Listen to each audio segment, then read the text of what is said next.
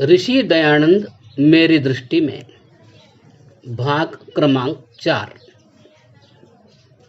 उक्त भारतीय मतमतांतरों और अवैदिक मान्यताओं के पोषक पौराणिक वेद भाष्यों के अतिरिक्त मैक्स मुलर आदि पाश्चात्य विद्वान जानबूझकर वेदों को विकृत रूप में प्रस्तुत करने के लिए कटिबद्ध थे।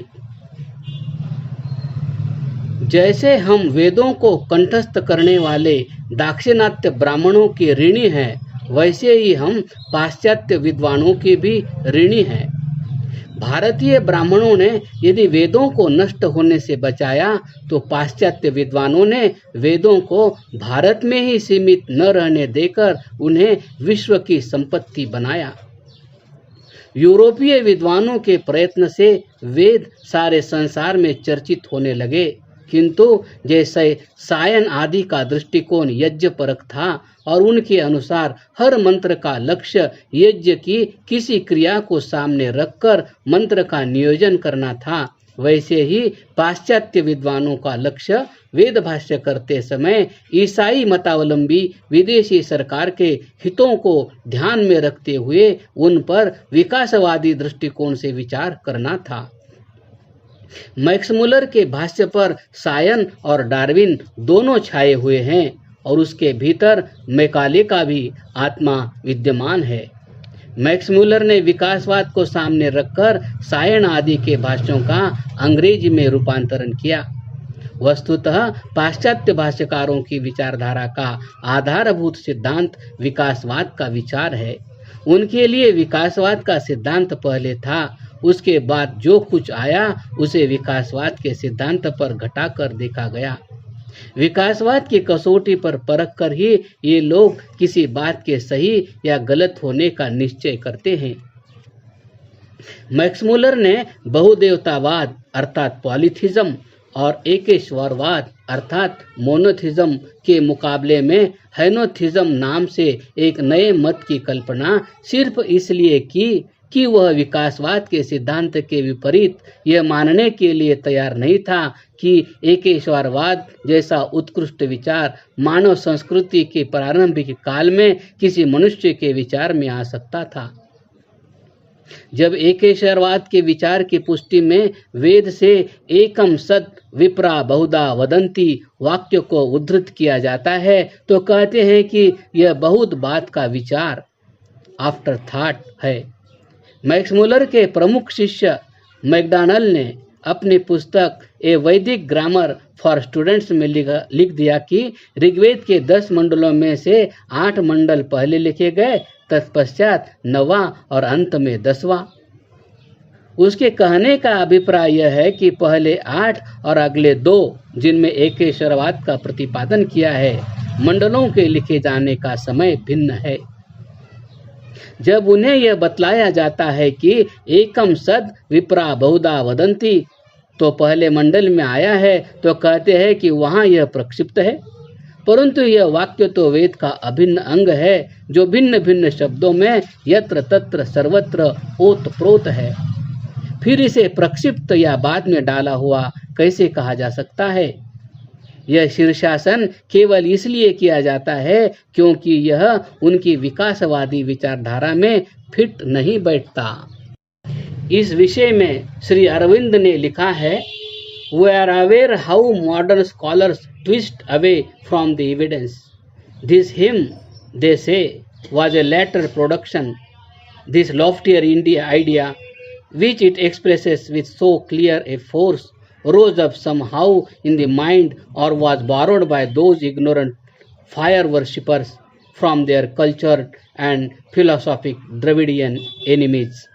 But throughout the Veda, we have a large number of confirmatory hymns and expressions. Why should not the foundation of Vedic thought be natural monotheism, rather than this new-fangled monstrosity of henotheism? Well, because primitive barbarians could not possibly have so risen, you imperil our theory of evolutionary stages of human development. Truth must be hide itself, common sense disappear from the field so that your theory may flourish.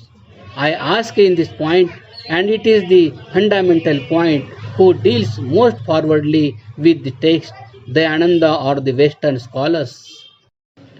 इस उद्धरण का अभिप्राय यह है कि यदि एकम सद्विप्रा बहुधा वदंती से विकासवाद खंडित होता है तो पाश्चात्य विद्वानों के इसके लिए तैयार रहना चाहिए।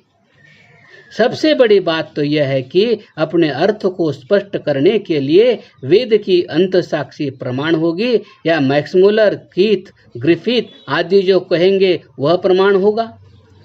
वेदों का अर्थ यदि वेदों से ही स्पष्ट होता हो तो उस प्रक्रिया का सर्वोच्च स्थान होना चाहिए, परंतु यदि वेदों का स्वतः प्रसूत अर्थ विकासवाद को पुष्ट नहीं करता तो पाश्चात्य विद्वान अर्थों को तोड़ मरोड़ कर अपने अनुकूल बनाने की चेष्टा करते हैं। अरविंद के अनुसार दयानंद ऐसा नहीं करते।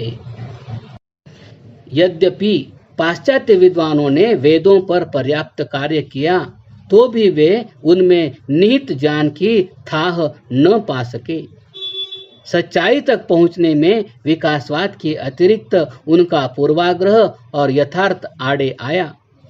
यूरोपियन समाज भारत में ब्रिटिश साम्राज्य को स्थायित्व प्रदान करने के लिए भारतीयों को ईसाईयत के सांचे में ढालने के उद्देश्य से इस देश के साहित्य और इतिहास को विकृत करने में प्राणपण से जुटा हुआ था। इसीलिए उन्होंने वेदों का ऐसा भाष्य किया जिसे पढ़ने के बाद इस देश के लोग अपनी सांस्कृतिक विचारधारा को घृणा की दृष्टि से देखने लगे। इस अभियान का आरंभ मैकाले के कृतदास मैक्समुलर ने किया। स्वयं मैक्समुलर ने अपने पत्नी के नाम लिखे पत्र में इस तथ्य को स्वीकार किया। This edition of mine and the translation of the Veda will hereafter tell to a great extent on the fate of India. It is the root of their religion, and to show them what the root is, I feel sure, is the only way of uprooting all that has sprung during the last 3000 years. अर्थात मेरा यह भाष्य भारत के भाग्य को दूर तक प्रभावित करेगा। यह वेद उनके धर्म का मूल है और उन्हें यह दिखा देना कि उनका मूल कैसा है उनकी गत 3000 वर्षों की उपलब्धि को समूल नष्ट कर देगा। इसका क्या परिणाम हुआ, यह भारत सचिव के नाम 16 दिसंबर 1868 को लिखे मैक्समुलर के निम्न पत्र से स्पष्ट हो जाता है। The ancient religion of India is doomed. Now, if Christianity does not step in, whose fault will it be? अर्थात भारत का प्राचीन धर्म नष्ट प्राय है। अब यदि ईसाईयत उसका स्थान नहीं लेती तो यह किसका दोष होगा? मैक्समुलर के प्रयासों की सराहना करते हुए उसके घनिष्ठ मित्र E.B. पुसे ने अपने एक पत्र में लिखा, Your work will mark a new era in the efforts for the conversion of India. अर्थात आपका कार्य भारतीयों को ईसाई बनाने की दिशा में नवयुग लाने वाला होगा। भारत को यावत चंद्र दिवाकरो दासता की बेड़ियों में जकड़े रखने के लिए बोर्ड ऑफ एजुकेशन के अध्यक्ष लॉर्ड मैकाले द्वारा निर्धारित शिक्षा नीति के अनुसार खोले गए स्कूलों और कॉलेजों के लिए जो पाठ्यक्रम नियत किया गया था वह made in England, by England and for England था। उसका एकमात्र प्रयोजन पाश्चात्य विचारधारा वाले ऐसे व्यक्ति तैयार करना था जो तन से भले ही काले हो परंतु मन से गोरे अर्थात अंग्रेज बन जाएं। उस शिक्षा पद्धति के सांचे में ढलकर जो भी निकले, डॉक्टर राधाकृष्णन के शब्दों में, they were more English themselves. इस शिक्षा नीति के फलस्वरूप लोकमान्य तिलक जैसे महान देशभक्त भी वेदों के आधार पर अपने को इस देश में विदेशी मान बैठे। और जब उनसे पूछा गया कि वेदों में यह सब कहाँ लिखा है तो भेंट करता उमेश चंद्र विद्यारत्न से उन्होंने सहज भाव से कह दिया, आमी मूल वेद अध्ययन करे नाई, आमे साहब अनुवाद पाठ करिया छे। मानवेर आदि जन्मभूमि, पृष्ठ 124। ऐसे समय में सन 1825 में दयानंद का प्रादुर्भाव हुआ। उन्होंने बड़ी सूक्ष्मता से इस देश की समस्याओं पर विचार किया। उन्होंने समझ लिया कि रोगी वृक्ष के पत्तों को सींचने से वृक्ष नहीं पनप सकता, उसकी जड़ों में रोगनाशक दवाइयों का प्रयोग कर अपेक्षित खाद पानी देने से ही वह फलीभूत होगा। विचार के पश्चात वे इस निष्कर्ष पर पहुंचे कि इस देश, जाति और समाज की दुर्दशा का मूल कारण वेद विद्या के प्रचार के अभाव में देश में व्याप्त अविद्या अंधकार है। इसलिए जब वेदों का उद्धार करके उन्हें अपने वास्तविक रूप में प्रस्तुत नहीं किया जाएगा, तब तक अविद्यांधकार दूर नहीं होगा। वेदों को पुनः प्रतिष्ठित करने के लिए दयानंद को भारतीय अवैदिक मतांतरों के अनुयायियों, विदेश से आयातित अथवा बलपूर्वक आरोपित मतों अर्थात इस्लाम और ईसाईयत, पाश्चात्य और तदनुयायी भारतीय विद्वानों द्वारा फैलाई गई विविध भ्रांत धारणाओं से एक साथ लड़ना पड़ा। वस्तुतः स्वामी दयानंद भारतीय पुनर्जागरण के अग्रदूत थे। फ्रांस के महान लेखक रोमियो रोला ने लिखा है, this man with the nature of a lion is one of those whom Europe is apt to forget when she जजेस India, but whom she will probably be forced to remember to her cost, for he was that rare combination, a thinker of action with a genius for leadership. He was a hero with the athletic strength of Hercules, who thundered against all forms of thought other than his own, the only true one. He was so successful that in 5 years the whole of northern India was completely changed. He possessed unrivaled knowledge of Sanskrit and the Vedas. Never since Shankara had such a prophet of Vedism appeared. Dayananda was not a man to come to understanding with religious philosophers imbued with Western ideas. अर्थात यह सिंह सदृश प्रकृति वाला मनुष्य उनमें से एक था जिसे यूरोप प्रायः उस समय भुला देता है जब वह भारत के संबंध में अपनी धारणा बनाता है, किंतु एक न एक दिन विवश होकर उसे अपनी भूल मानकर दयानंद को स्मरण करना होगा, क्योंकि उसमें कर्मयोगी चिंतक तथा नेतृत्व के लिए अपेक्षित प्रतिभा का दुर्लभ मिश्रण था। शारीरिक बल में वह हरकुलिस के समान शक्तिशाली था, जो सत्य के विपरीत हर प्रकार के विचार के विरुद्ध गरजता था। अपने प्रयास में वह इतना सफल हुआ कि 5 वर्ष के भीतर सारा उत्तर भारत पूरी तरह बदल गया। संस्कृत और वेदों के ज्ञान में उससे बढ़कर कोई नहीं था। शंकर के बाद दयानंद के समान वेदों का प्रवक्ता दूसरा नहीं हुआ। पाश्चात्य विचारों से प्रभावित किसी धार्मिक या दार्शनिक विचारधारा वालों से उसने कभी समझौता नहीं किया। परंतु जैसा कि मैं पहले कह चुका हूँ, शंकराचार्य ने वैदिक ज्ञान में निष्णात होते हुए भी वेदों के संबंध में कभी कोई बात नहीं की। प्रस्थानत्रयी में उलझकर वह वेदों को मानो भूल ही गए थे। वस्तुतः शंकर के लिए वेद आस्था की वस्तु था, व्यवहार में उसके लिए कोई स्थान नहीं था।